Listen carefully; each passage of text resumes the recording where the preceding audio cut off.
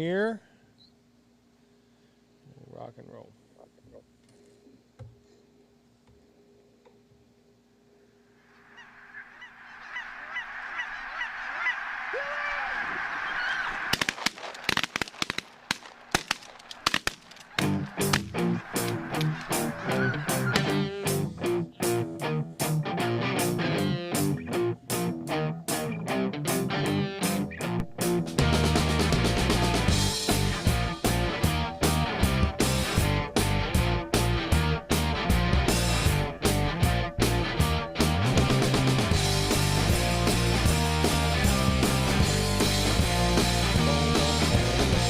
Alrighty, here we roll. 3, 2, 1.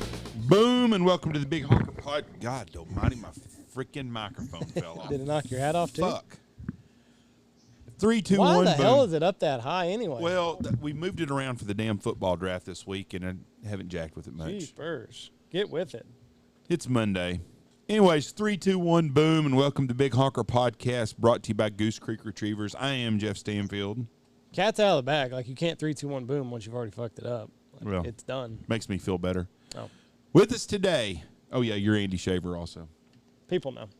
With us today, Goes without saying. from the great state of Wisconsin, Aaron Rodgers' summer home, or winter home, Mr. Ryan Baudhuin. Ryan, how are you doing, sir? Excellent. Thanks for having me on today. Did I pronounce your last name wrong? It's Baudhuin, but I mean, Baudhuin. one of my nicknames is Buddha because nobody can pronounce it, and that came from the Marine Corps. So, you just got back from New Orleans or Louisiana. You got the hell out of there in the right time. it was we went down there with 2 Purple Heart veterans, a buddy of mine, Captain Mark Vogt, Bayou Bow Fishing, donated a hunt for 2 alligators. So we got in on Wednesday, hunted Thursday, got both guys alligators, and by Friday it was pretty apparent that we needed to get out of there. One of the Marines got a flight out. The other one was driving from Houston. Flights had gone up to 1,750 for one-ways to Chicago. Oh, shit. I couldn't find a rental car anywhere near, so I ended up riding with the Marine that was going to Houston, and the closest rental car was 4 hours away in Beaumont, Texas. So by Friday evening, I picked up a rental car and I just got home last night. That's ridiculous. That's Rental cars on their own are fucking terrible right now because of COVID, but you throw on Hurricane on top of that. It just blows my mind what in our universe is fucked up right now because of COVID. A rental car. Your hat's fucked up, too. Styrofoam. Is it all fucked up? It is. Did the microphone hit you in the face? I guess so. I don't know. So, rental cars, styrofoam cups. Glass. Yeah. Well, our whiskey guy, Bangtail Whiskey, one of our sponsors, they can't get bottles right now. Yeah. They just fucking. Who decided not to go to work one day? I mean, you make glass. We can't make glass today because of COVID. But I told you a podcast or so ago, the resin that they make paint out of, they also make glass out of. No, I believe you. It's just crazy that everybody decided one day not going to fucking work no more. I mean, I don't know. It's 3/4 of the country, and the supply chains on everything are messed up. Yeah, it just, wow. And I think it's going to continue to be that way. I don't know when we'll get right. The toughest people I know in the world are the soldiers, and the second ones are truck drivers. And we got a shortage of truck drivers right now. Those guys go to work all the freaking time.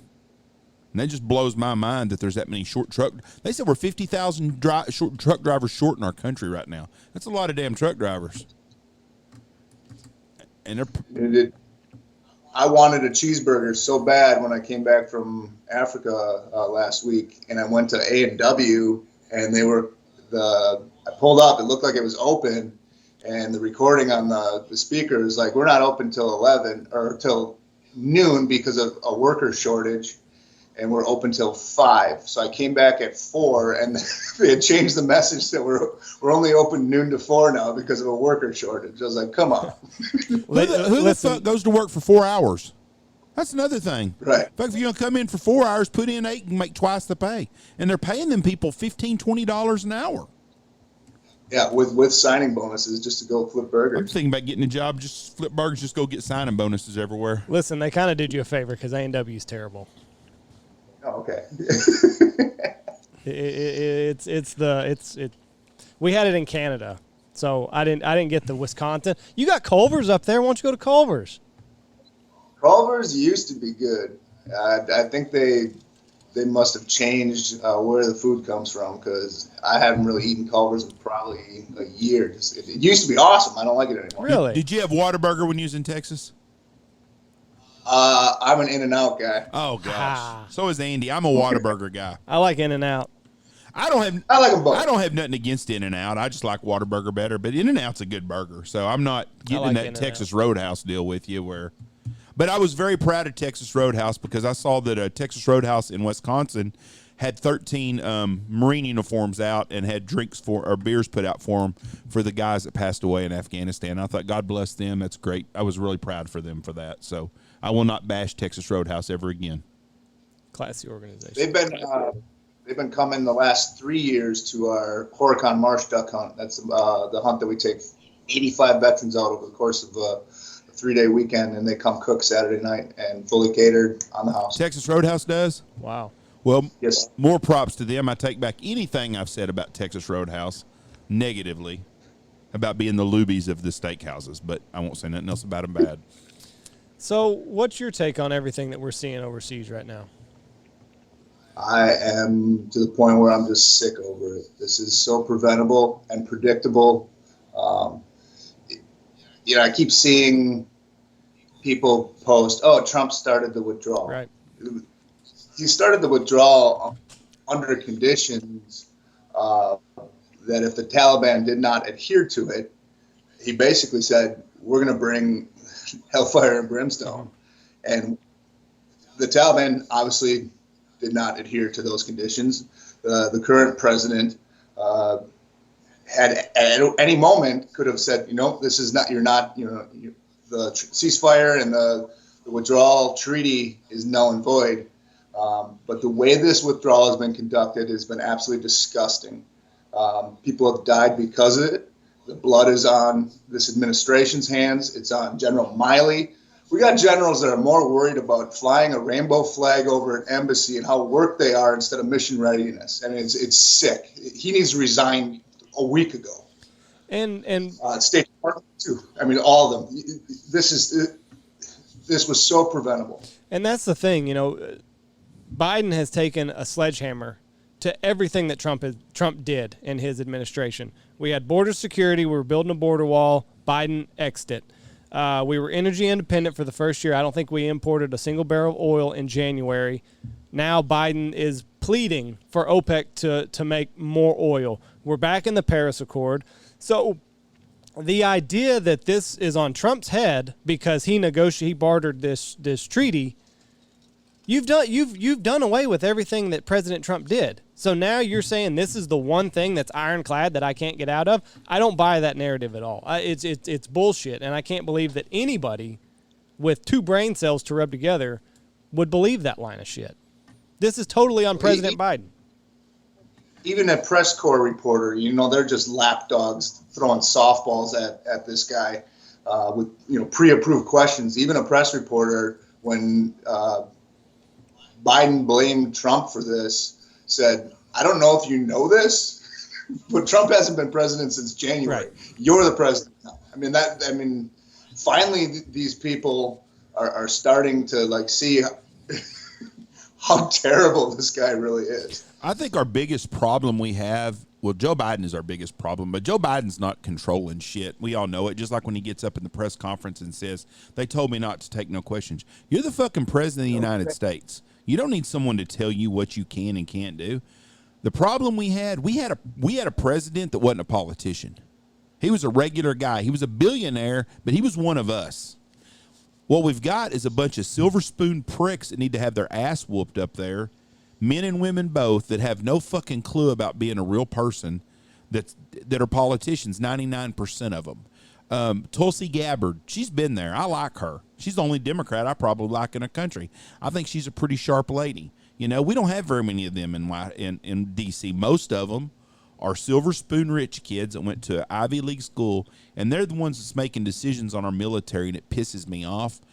And someone with some balls in about 5 minutes could change that whole narrative in Afghanistan if they wanted to. They wasn't going to fuck with Donald Trump because he would have dropped the fucking bomb on their ass, and they know it.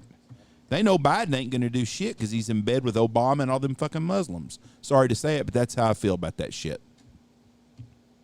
I mean, the Republican Party is just as guilty too. They have they don't stand up to anybody. I feel like there's 60% of the population in the United States is completely disenfranchised because we don't have anyone that represents us. They claim to, they campaign as that, then they get into office and they turn into an absolute just a puddle. They cave to everything. Mm-hmm. Yeah, they're the biggest pussies in the world are either in a gangbang porn or a goddamn Republican convention because that's where they're all a bunch of fucking pussies is what they are. Does gangbang porn have to do with big ass pussies? Because that's what they are. Every one of them some bitches. Mitt Romney, fucking turtle fuck from Kentucky, whatever his name is, Mitch McConnell. Every one of them. You still lost me on the gangbang. Well, never mind. I'll explain to you later. I will have a picture session. Okay. I don't know. So, the guys that do gangbang porns are no. The women in gangbang porns are got blown out pussies. That's what I said. They're a bunch of fucking pussies. Biggest pussies in the world. But there's only one pussy in the gangbang porn. Well, there's more than one gangbang porn, I'm sure. Let's get off gangbang porn. Anyways, this is your analogy, Jeff. Most worthless fucking people in the world are fucking Republican politicians. I agree 100%. I do like Ronnie Jackson, our congressman, but he was an ex-Navy SEAL doctor. He's a good guy. Served his time. Dan Crenshaw, I'm not a big Dan Crenshaw fan. Why not? I think he's a fucking rhino, just like the rest of them all a sellout. Really? I ain't seen him. Rand Paul, I actually like him. He seems to have some balls. Right. But most of them are a bunch of pricks. So what's going to happen? So August 31st is the pullout date. Tomorrow. Be the day when people are listening. What's going to happen on September 1st? I mean, they've already started to pull out, mass amounts of military personnel. I mean, the Taliban control that country. It's pretty obvious. The Chinese are already there. The Russians are already there. We've basically armed a new ally for our Cold War enemies. Awesome. What? I don't know that we'll go back. We've got enough problems here right now to worry about instead of getting in a war in Asia. Yeah. So, but what I'm getting at is on September 1, any Americans that are left behind, are they fair game at that point? They're dead. They're going to be killed or used for ransom and for bargaining chips. What do you feel? What do you think about this story? Now, I don't know how true this is because it's hard to believe a fucking thing either side puts out because it's on the news or social media that a group of retired U.S. soldiers are getting people out on their own, and the State Department is telling no other countries to accept flights from them coming out of the country. First of all, if that is the truth, then they ought to fucking just nuke D.C. tomorrow, if that's the truth. I have a hard time believing that our State Department would not want to rescue our people. Have you heard anything on that, where they're getting retired special ops guys to go in and get people out? I mean, I stopped using any main Fox, CNN news sources, and everything I read is underground from pages that may be considered conspiracy theories, but weird. Everything is turning out to be true. Yeah, we're running out of them. There's rumblings of that. I know there's guys on the ground, whether they're doing it, covertly and getting people out, or one of the groups seems to be kind of doing it for their own personal, to boost their profile. Whether or not it's true that the State Department is contacting these countries, I don't know, but it would not surprise me one bit. Well, that would be complete bullshit. Did you see where Glenn Beck got 5,000 people out, they said? 7,000. That's awesome for Glenn Beck. He's over there? I don't know if he's there. I think he went over there, but he orchestrated it. But Here's a man that's using his own money and time. Have you seen fucking fat-ass Oprah Winfrey or Jeff Bezos or any of them people stand up? Where's LeBron James at in this shit? I mean, Mr. fucking get in the middle of everything else all the time. Where are the Me Too people at? I mean, you look at Sharia law and how they treat their women over there under Sharia law. the Me Too people should be, anybody that's for women's rights should be all over this. Well, when Como got by with pussy grabbing and doing whatever he wanted and they disappeared, they lost all their credibility, so they're done now. Let's talk. Yeah. Here's when the leading candidate is not who they support. They are selective. They have selective outrage. Yeah, they damn sure do. Just like Keith Ellison in Minnesota. We'll get off politics for a little bit. We want to talk to you about some. You went to Africa just recently. Yes. How was the hunting? I mean, that is my third trip. Africa is. It sounds lame, but the term that keeps coming to my head is fucking magical. It is. Every morning you wake up and it's like, I saw an elephant. Giraffes are at the watering hole. New, different, rare animals. Aardwolf.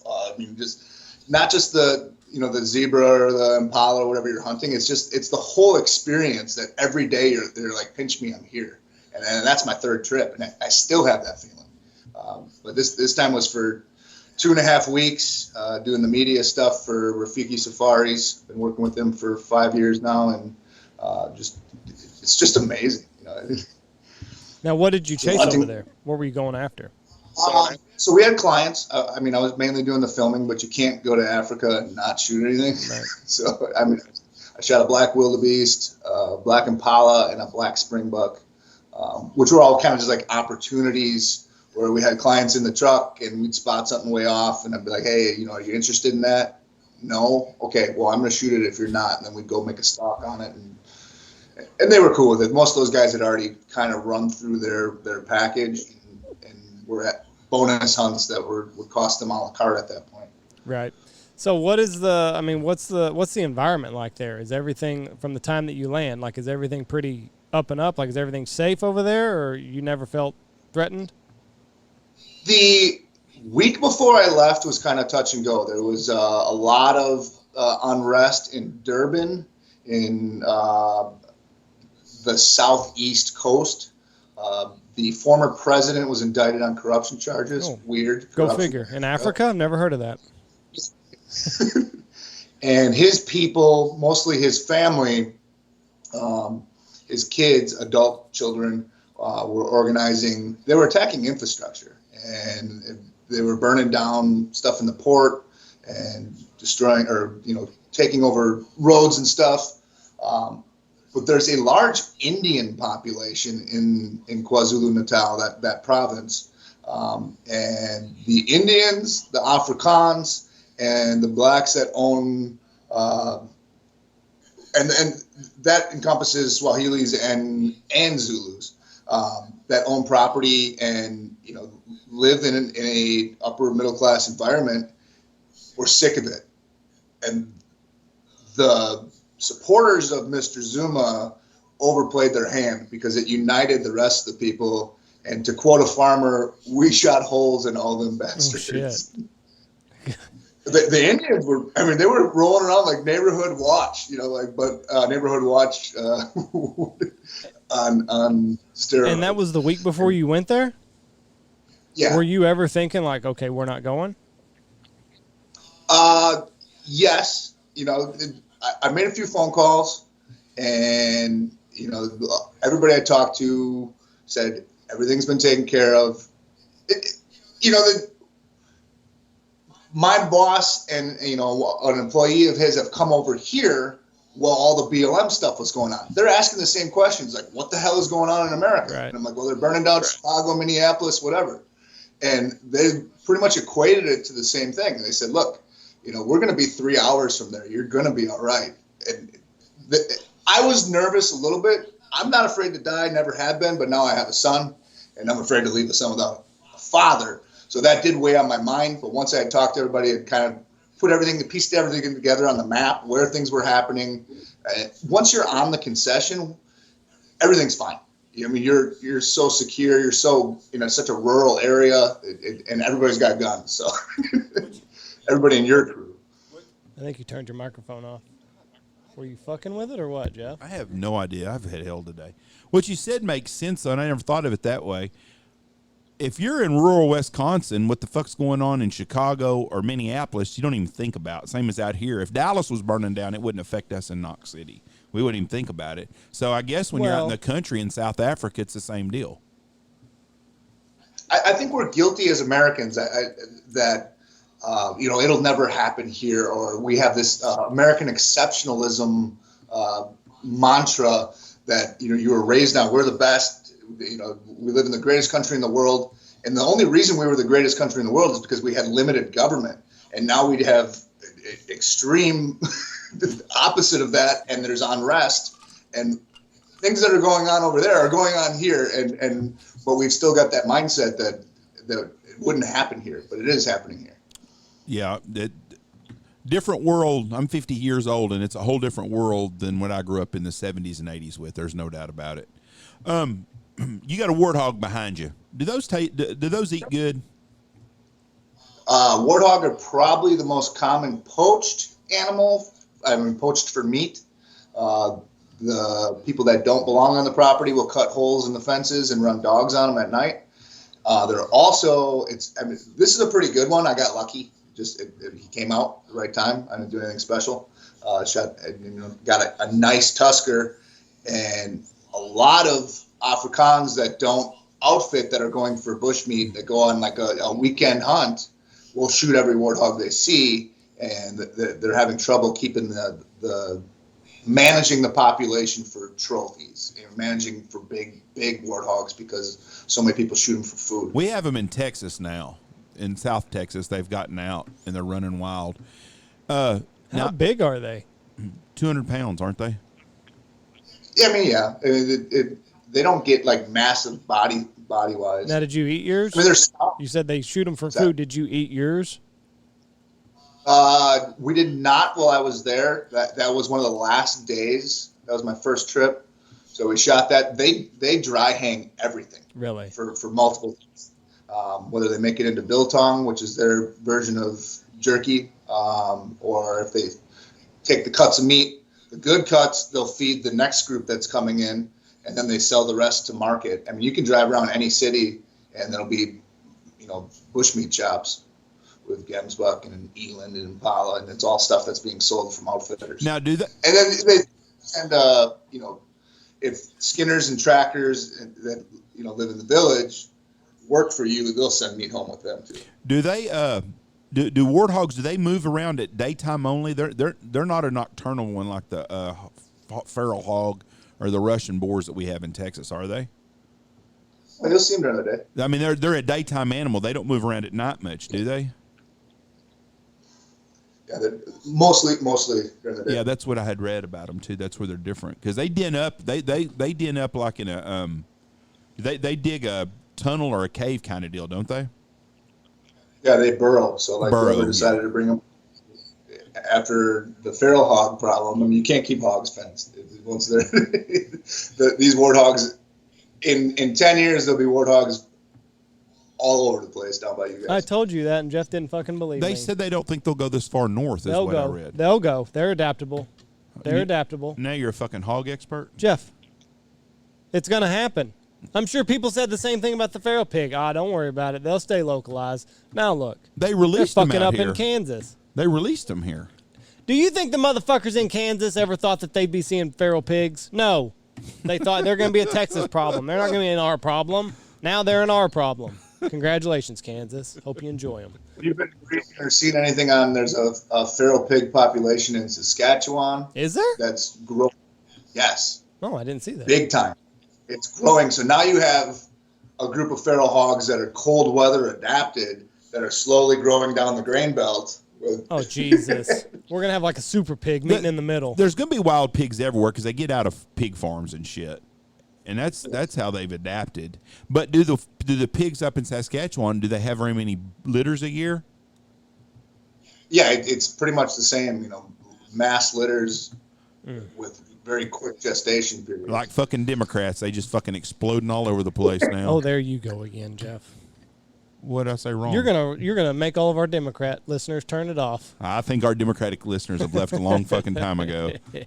If not, exit right. If you voted for that stupid bastard in Washington, D.C. and you listen to this shit, turn us off, please. Ryan, tell us about the hunt at Horicon. And when is it? Okay. So that is the weekend before Halloween. Okay. This will be, my first year was 2011. And I think it went on 1 year before that. It started out really small. The first year that I went, I think there was 5 of us on Saturday and like 3 on Sunday. But it was such a cool event, and on the timeline in my life, I needed hunting so badly I didn't even know it. I wasn't really doing it on an extreme level. I wasn't doing it, hardly at all. And I was battling PTSD, and I lost my parents that summer, 2 months apart, to cancer. And like, I had no direction, no purpose, and I was spiraling. And going on this hunt, seeing people that were willing to give this opportunity, it like pulled me out and sent me on this path of in my life to not only be a waterfowler, but to set up hunts for other people. And I can't stress enough that this event was the fulcrum point in my life that changed everything, that saved my life. Anyways, I sat down with the people that started it after that first year that I went, and I said, how big do you want this? And they said, well, bring us 20 next year. Done. How big you want it next year? 30. Done. Every year they would tell me a larger number, and not, for the last 4 years, we've been at 85 veterans is about what we can logistically handle. And, it's fully guided. Food is provided. Lodging's provided.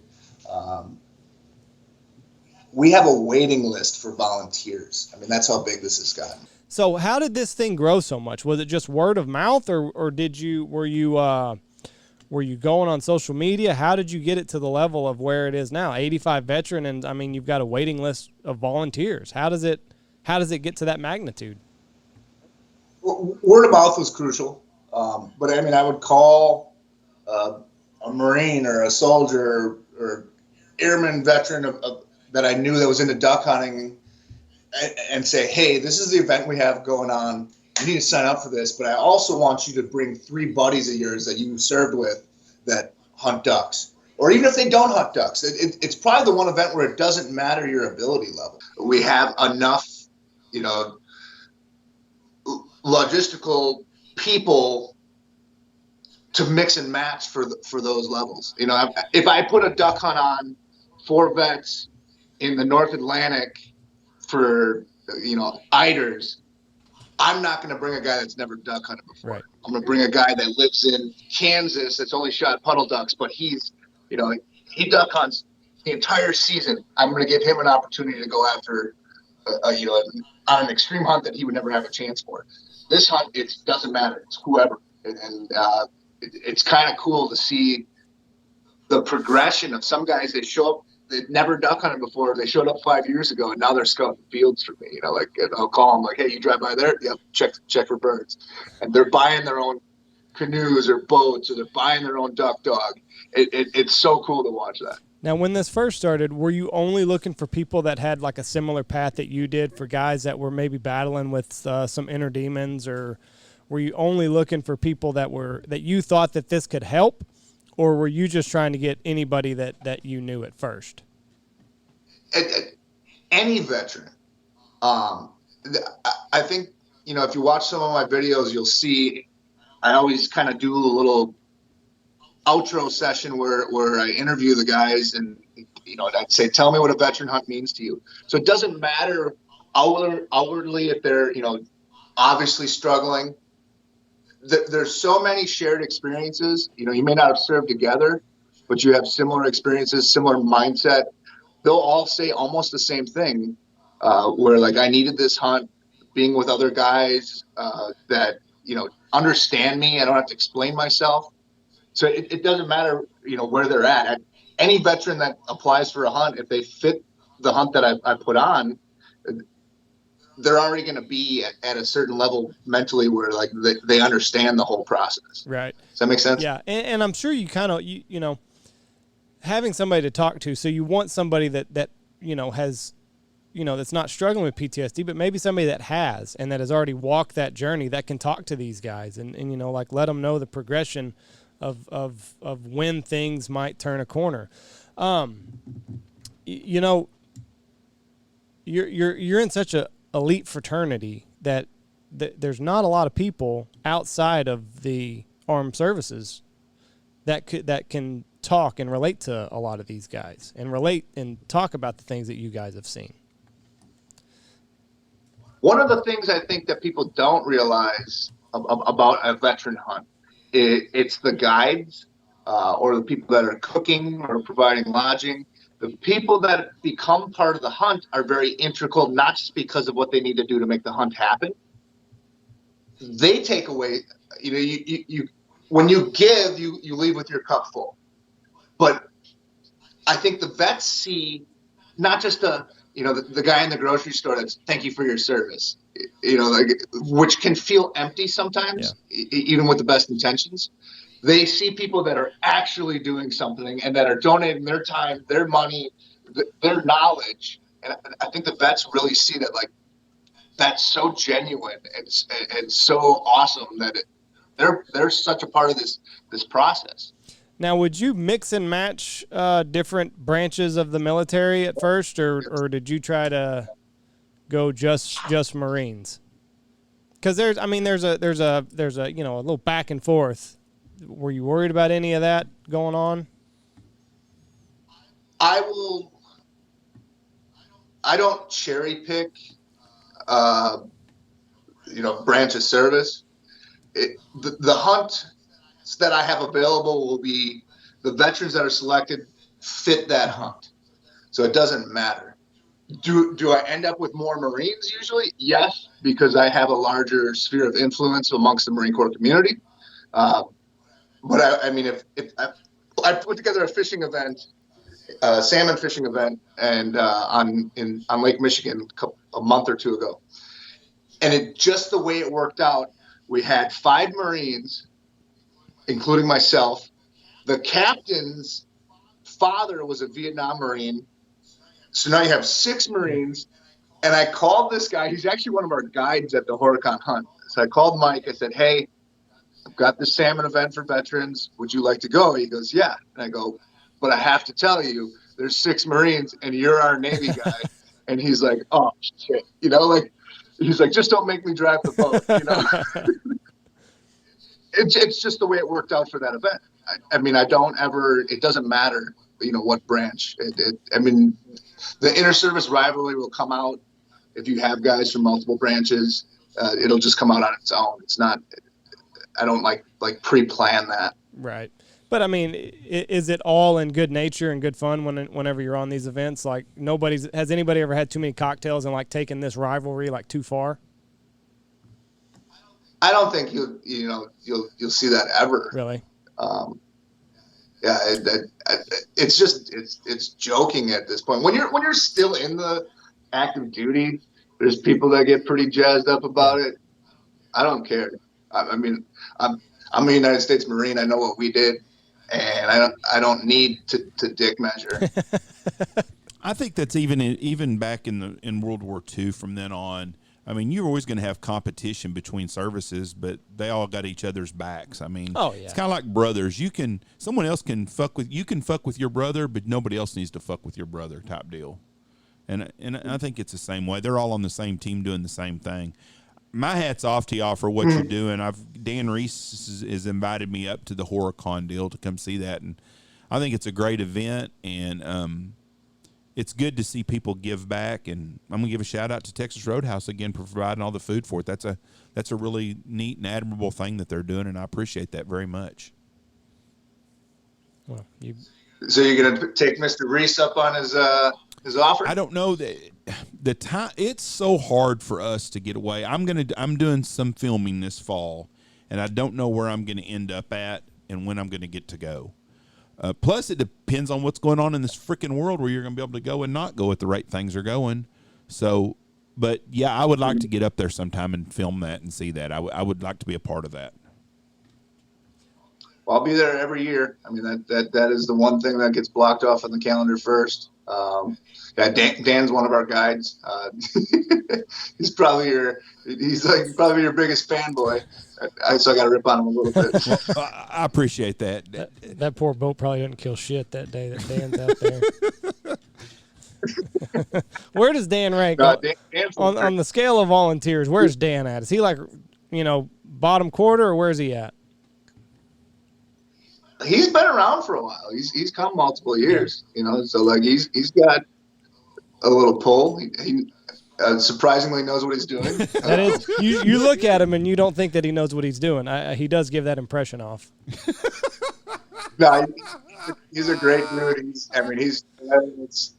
It's great to have him as a part of the hunt. Dan is a great part of the Big Honker Podcast private page and a part of our podcast group and family, and we appreciate him very much.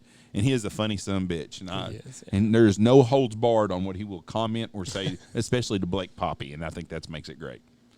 On my personal page, if I dare post a selfie, he is on there immediately. Does he work, or does he get paid to just monitor Facebook? Because it don't matter what we post and when, he's the first person there, like you said, automatically. Yeah. I think you were talking earlier. Like, did people just vote to not show up to work? Dan's probably in that category. He just doesn't show up anymore. I'm telling you.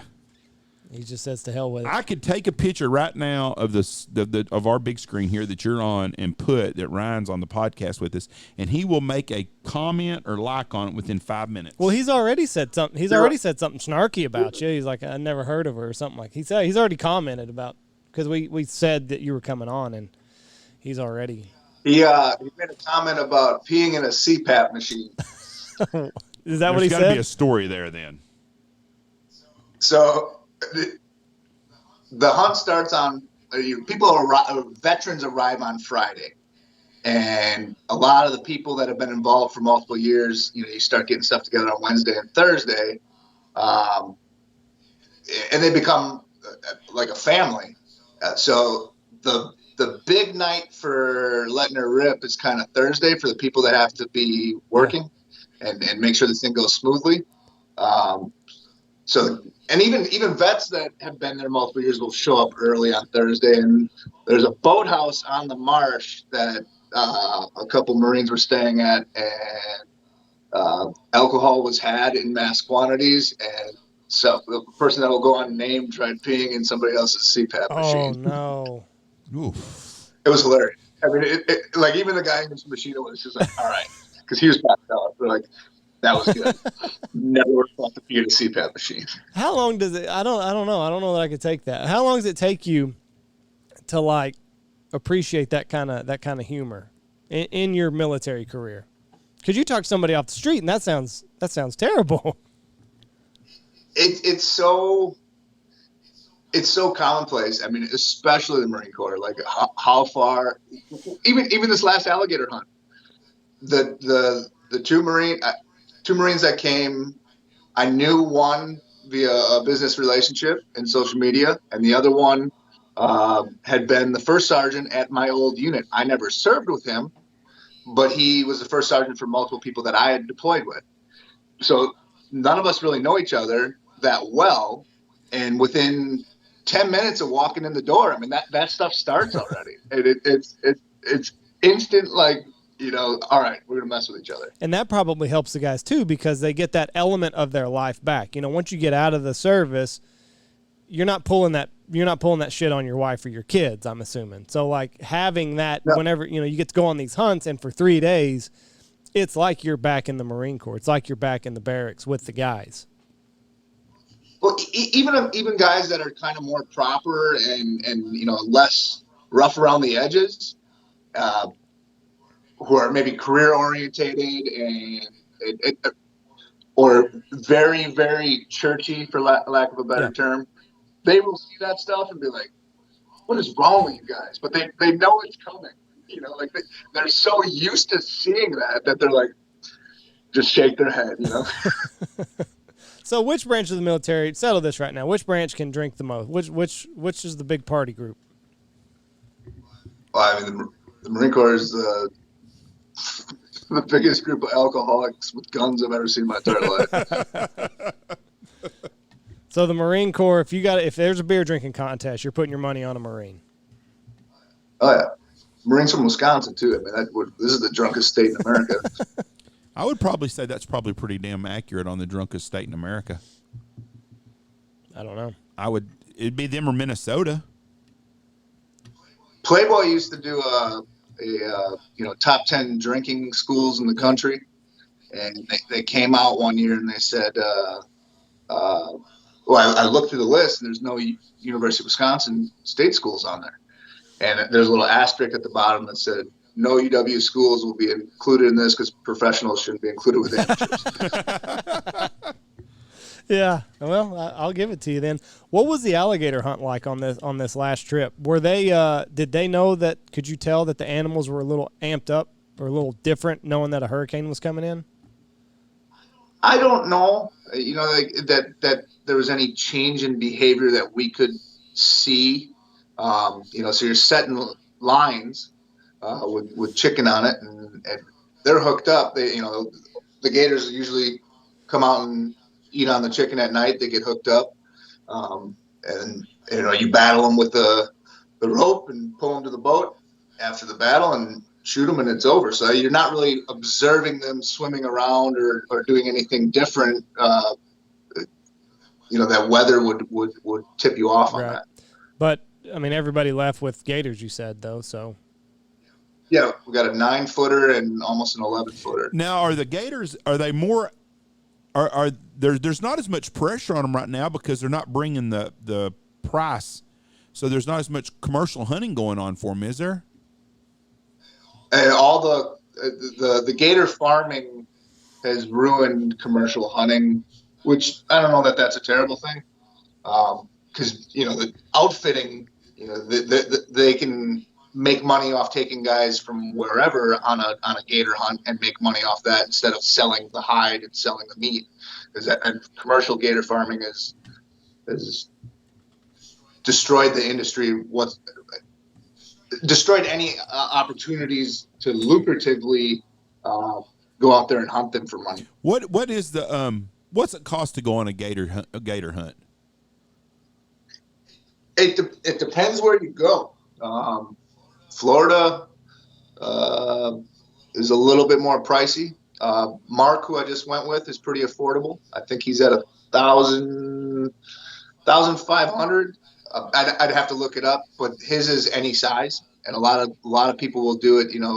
9-footer under, 9 to 11, 12 plus or 13-foot plus, and the price goes up exponentially as you're going up in size. And Mark doesn't do that. So it's like a high fence Texas deer hunt. You pay by the inch on some places. But if you book a hunt with him, the gators are already hooked. So the first gator you go to is your gator.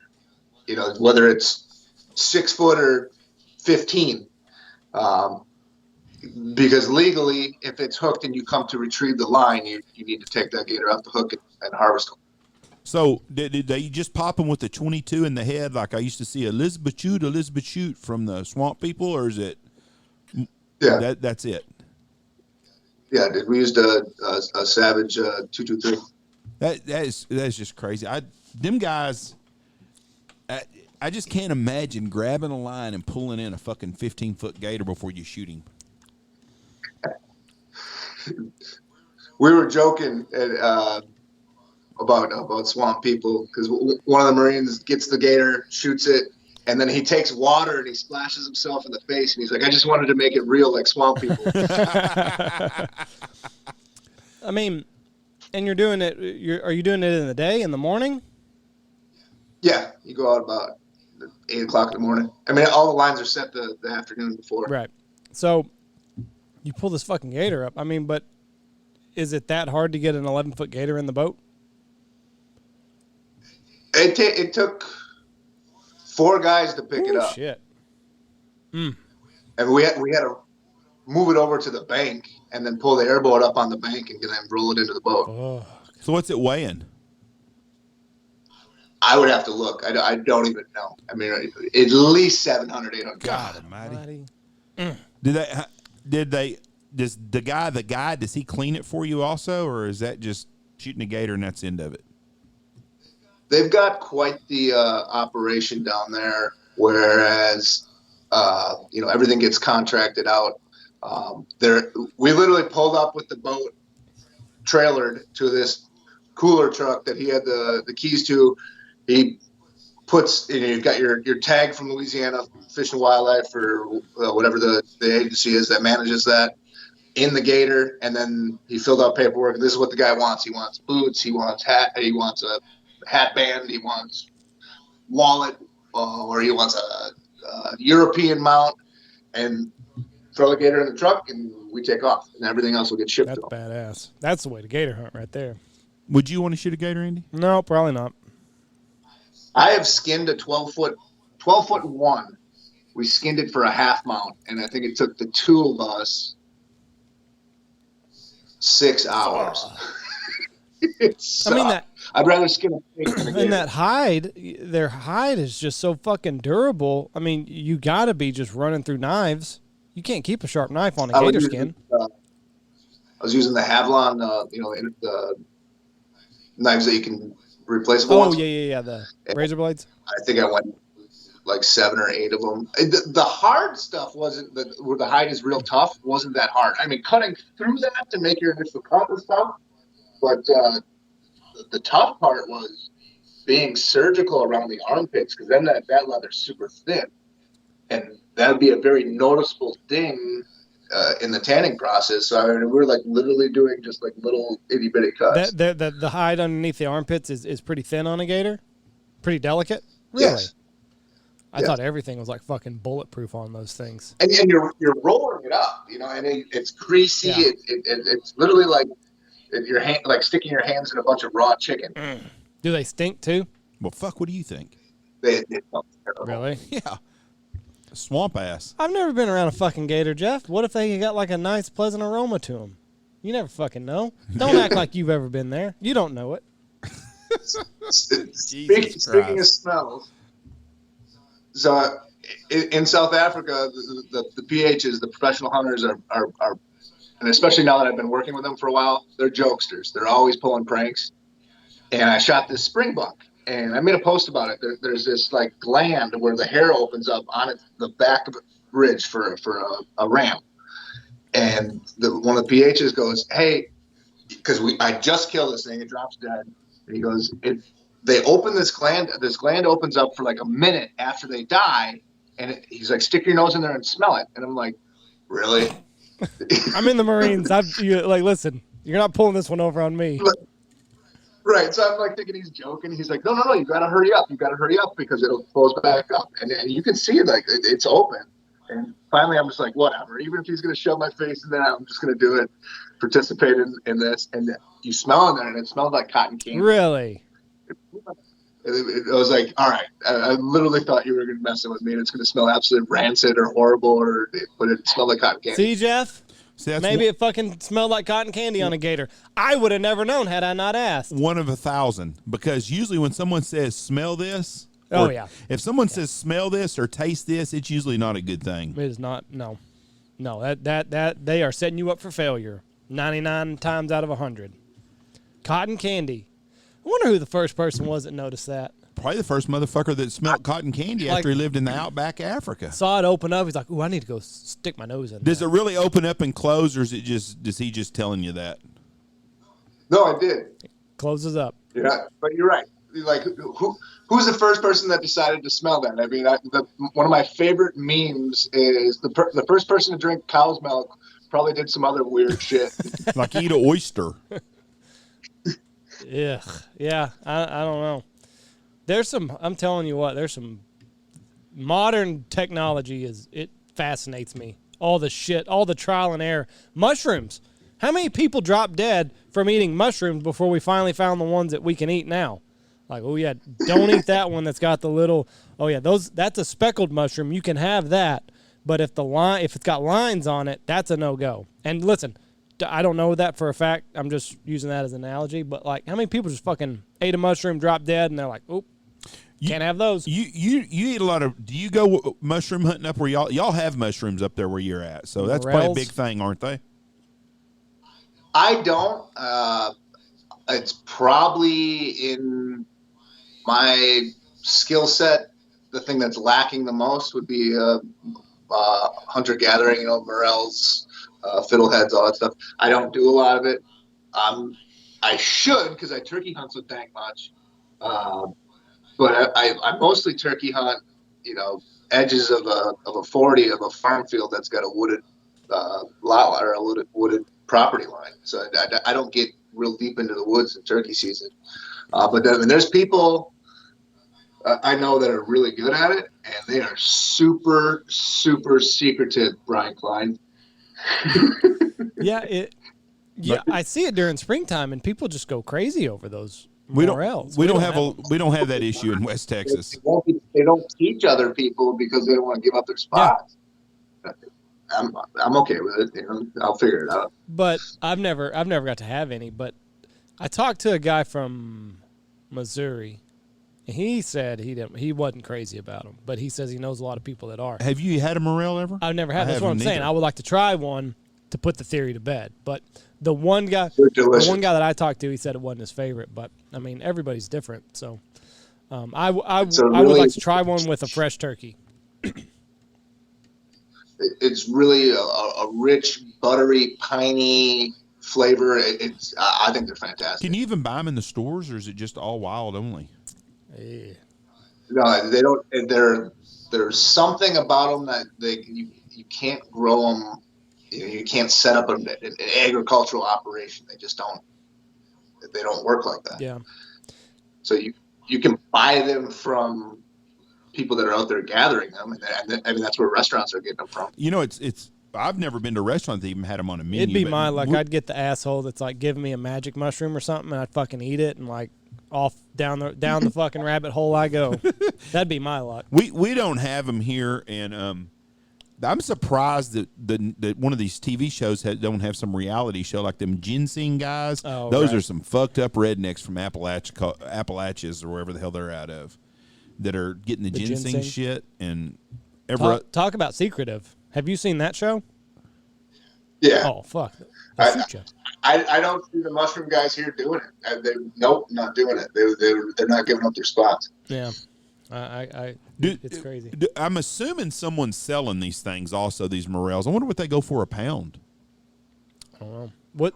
I don't know offhand, but it's a pretty it's not cheap. Probably just like a fruit stand or whatever sells morels, I would guess. I'm gonna look up and see what they are. I've like I said, I've never had them. I'm not a big mushroom eater. I like mushrooms. It's just not.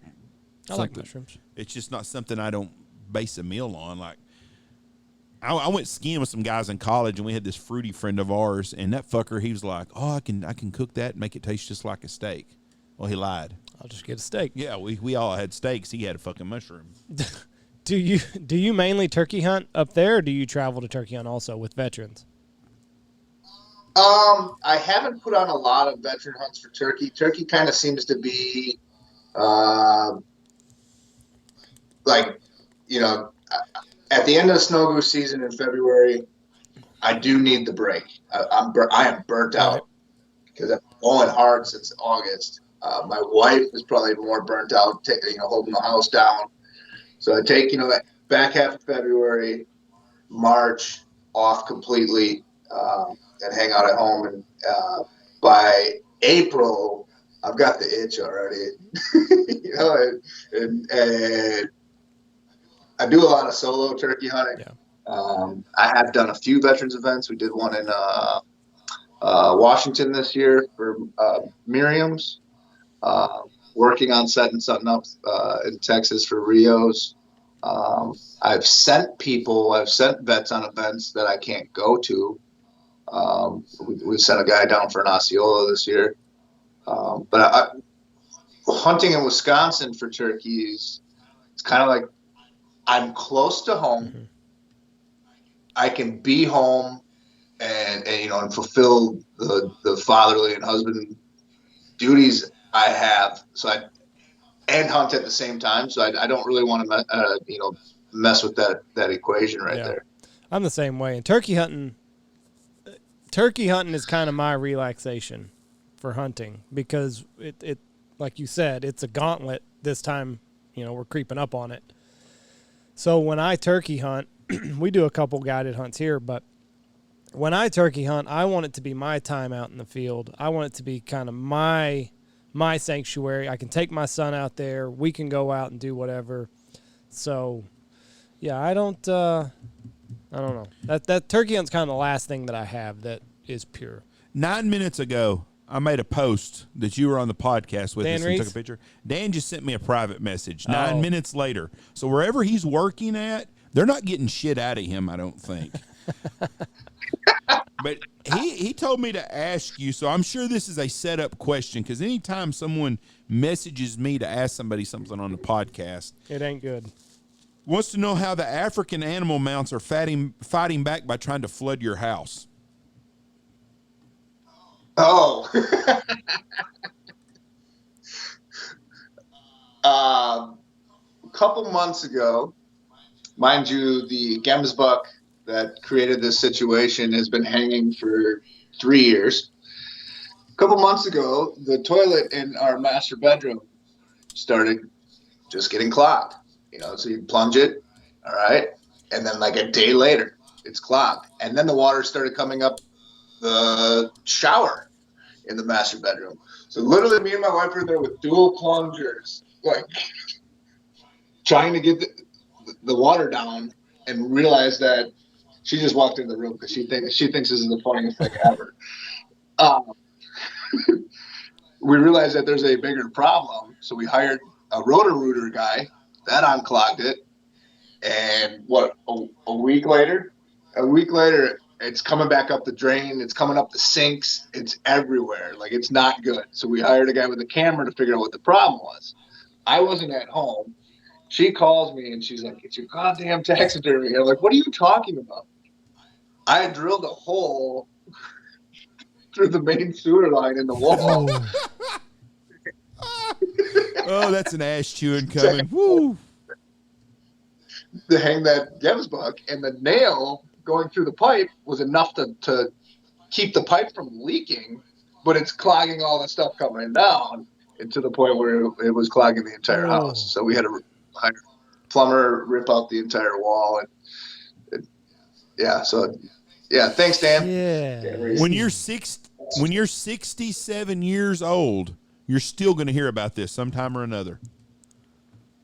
Oh, I know. I'm telling you right now, that'll never let go. I looked up the morel mushroom. If I lived in mushroom area, I'd be a mushroom picking sumbitch. $50 per mushroom is what they run for. What? Yes. $50 a mushroom is the going price. Jesus. That's a lot of freaking money. You got to pick up 20 watermelons. 20 mushrooms to get you $1,000. You don't believe me. I don't believe you. Why would I lie to you about that shit, Andy? For per mushroom? Yeah, $49.99. It's not per pound. That's per fucking mushroom. No, it's not. It's 1 pound, dickhead. It says it right there. Where's it say it at? On the tab. No, it says one. Oh, never mind. 1 pound. Never mind. That's about them. Some bitches are pounders. I wonder how many fucking now. Well, call me out in front of everybody, Andy. Way to go. You're just like your fucking mom. I knew it wasn't fucking $50 a mushroom. Well, it wouldn't surprise me. You seen how much that ginseng was going for? Yeah.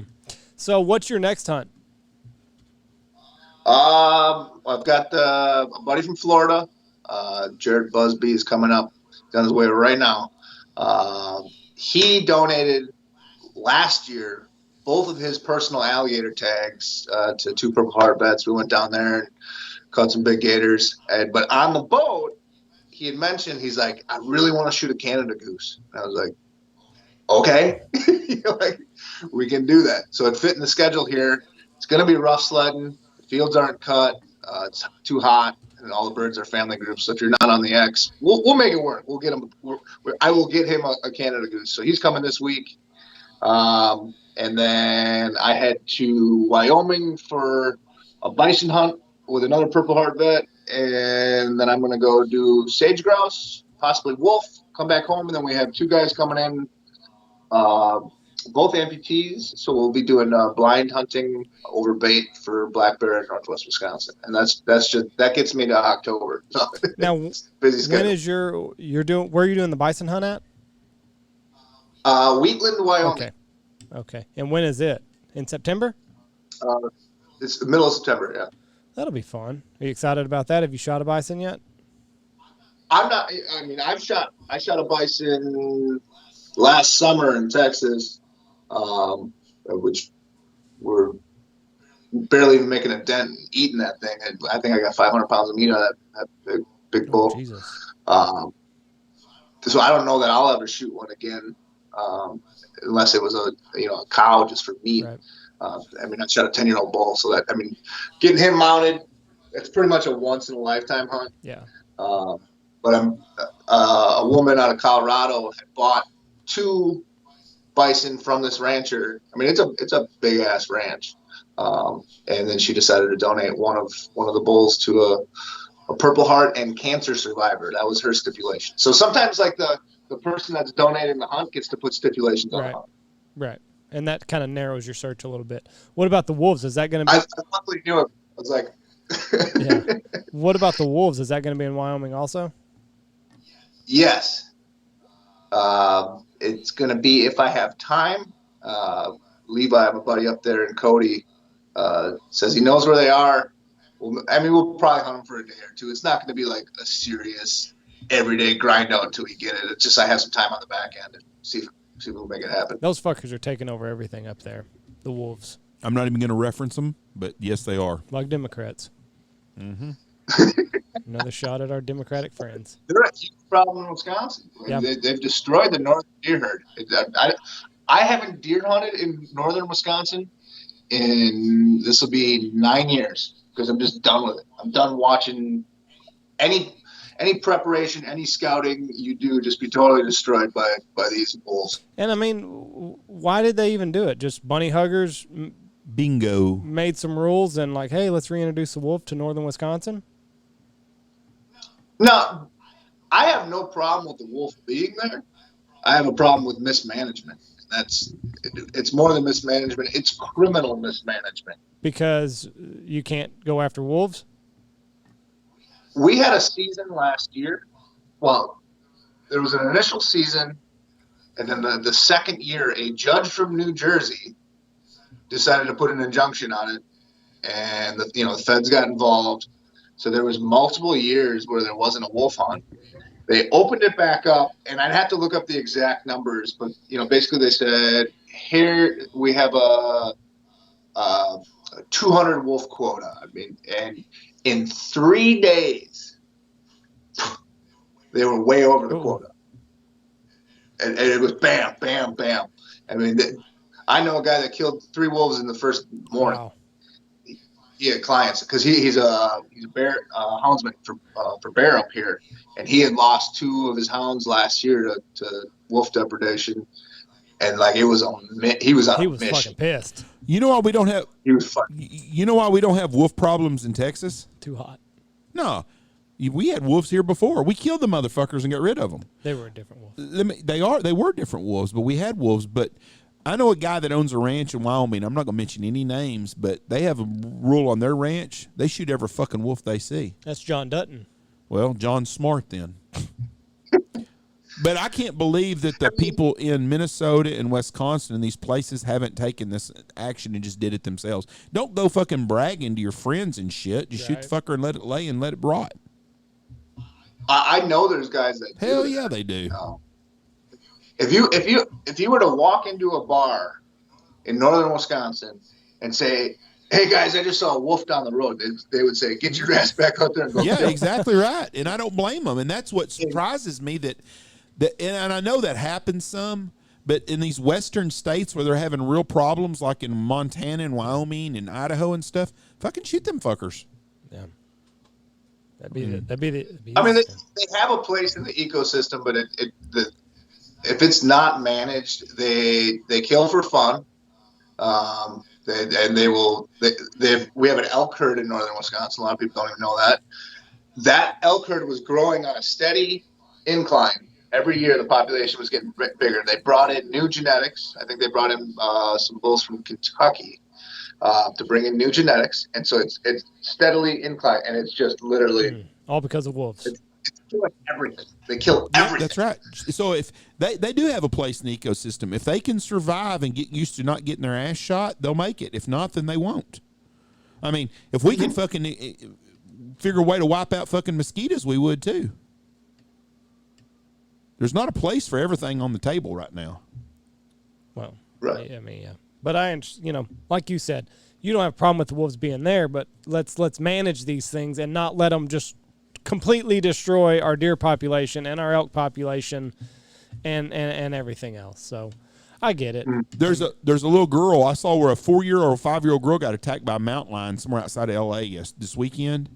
And I'm sure there's more people raising hell because they killed the fucking mountain lion than they are upset that she attacked a 4 or 5-year-old little girl. Yeah. I hate to say it, but I hope a bunch of kids get eaten by mountain lions and predators in California.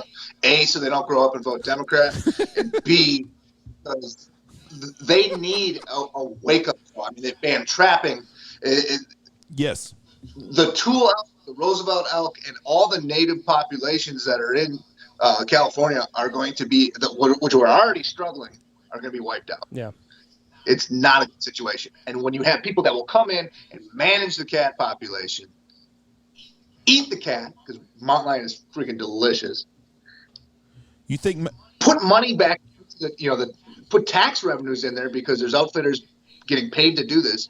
It's a no-brainer, and it keeps man screwed up the wild. It's our job to manage it, but you know what I'm saying. Things are so messed up out there that I hope kids get eaten because the people that put these bad management policies on there deserve that. But won't we just maybe we ought to just turn them loose on the homeless population in San Francisco?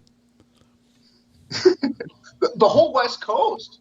Go drive the entire West Coast. The homeless population is just on the rails. And what's really sad is I looked it up the other day. There's 5 million people that voted for Donald Trump in California. California has a lot of great conservative people. Those people have got to get so fucking frustrated living out there with all this shit.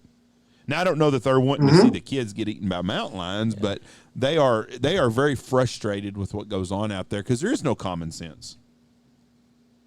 No, it's bad.